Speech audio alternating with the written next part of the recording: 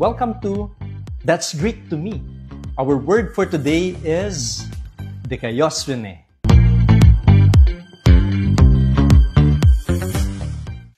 Dear friends, peace be with you. This is Father Joel Camaya, Salesian of Don Bosco. Welcome to That's Greek to Me. Our word for today is dikaiosune.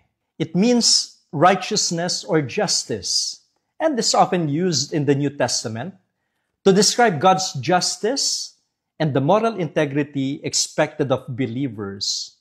We often hear that, no? Righteousness or justice. In fact, in the Beatitudes, we hear of Makarioi ho penontes kai dipsontes ten dikaiosunen. Blessed are they who hunger and thirst for justice or righteousness.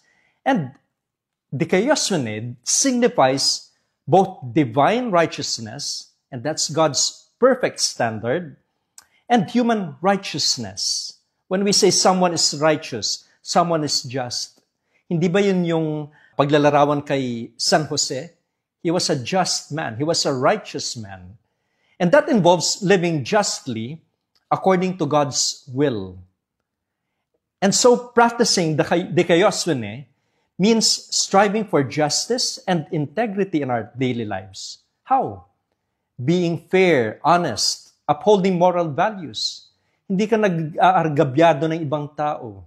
Halimbawa, no, in your workplace, it means treating colleagues with respect and fairness.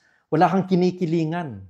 May kabutihan na mula sa puso mo, pero tama yung ginagawa mo. Ensuring ethical decision-making and standing up for what is right, even when it is difficult. Parang sa pagpili natin ng mga leaders natin, paghalalan, sino ba yung may dikaiosune?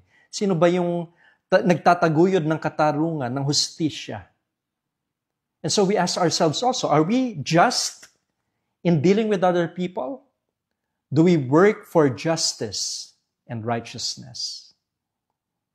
That's our word for today. May these words accompany us as we grow in faith. Meron ba mga salita sa Biblia na mas gusto nyo maintindihan at malaman kung ano yung ibig sabihin nun? Pwede kayong mag-comment, magtanong kayo at sasagutin natin yan. And, of course, I invite you to like, to share, and to subscribe.